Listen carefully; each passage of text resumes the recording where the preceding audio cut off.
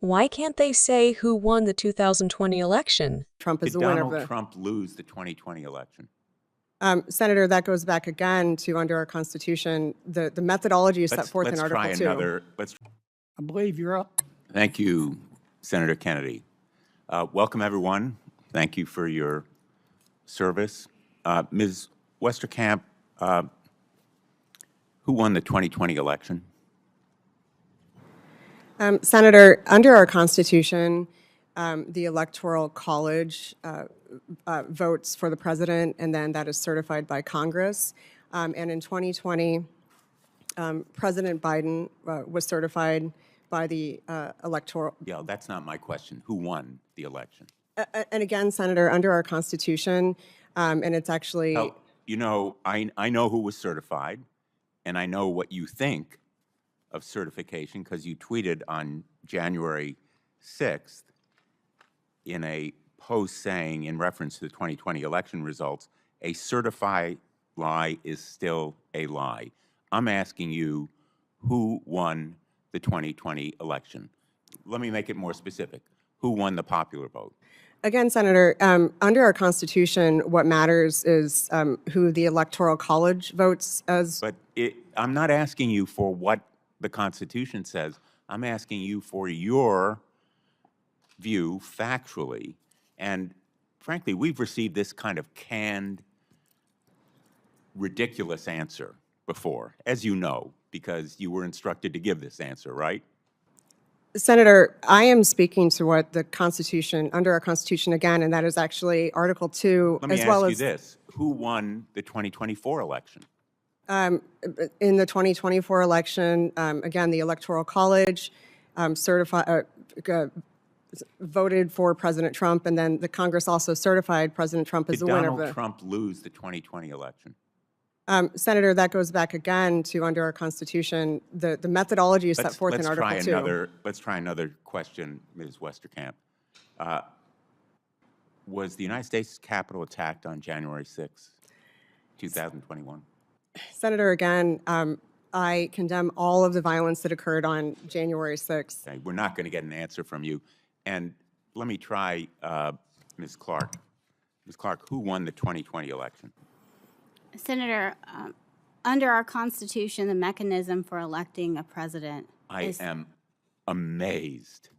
I am just amazed by the insult to this committee of witness after witness seeking to be a federal judge, subverting our Constitution, and showing how you have no independence, which is essential to a federal judge.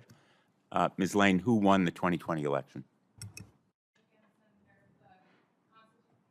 Apologies. Again, Senator, the Constitution outlines the process, and as a judicial nominee, I'm here to talk about what the Constitution requires, which is an electoral vote and certification by Congress. And in 2020, Okay, who won the election?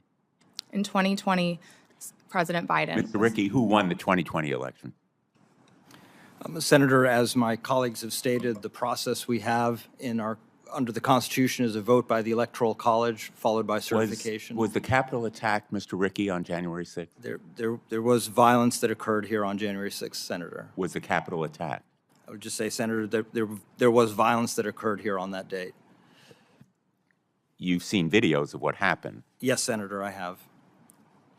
Was the Capitol attacked? Again, Senator, I say Ms. Lane, was the Capitol attacked? Senator, the characterization of January 6th is subject to ongoing controversy and debate, and as a nominee, it would be inappropriate for me to characterize it.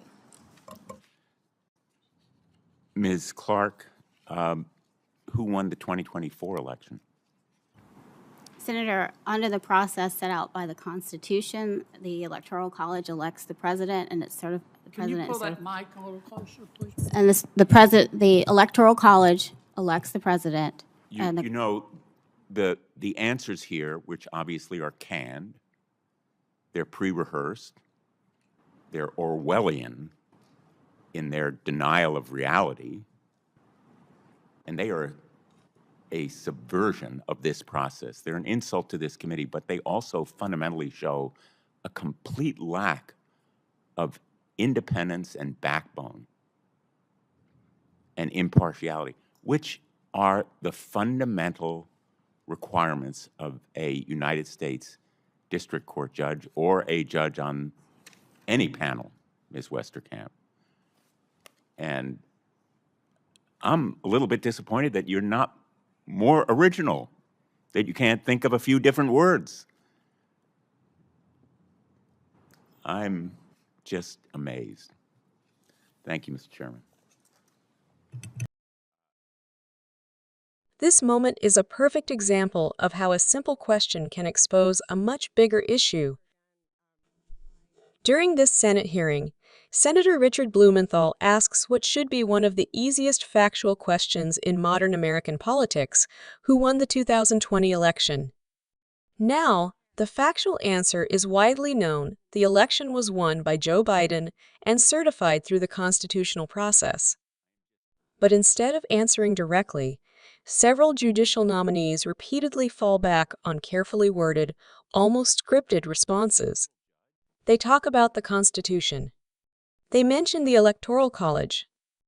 They refer to certification by Congress. But they avoid saying the actual answer plainly. And that's where the tension explodes.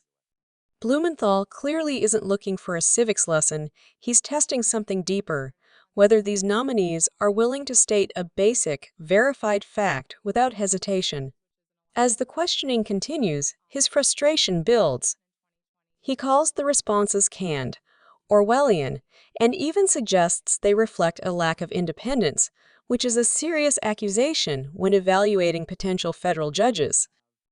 What makes this moment so powerful is the contrast. On one side, you have a direct question demanding a clear answer. On the other, you have repeated deflection framed as constitutional caution. Eventually, one nominee does give a direct answer, acknowledging that Joe Biden won in 2020, but by then, the damage is already done. The moment has already highlighted the central issue: not just what the answer is, but why it's so hard for some to say it. And in today's political climate, that hesitation can speak louder than any answer.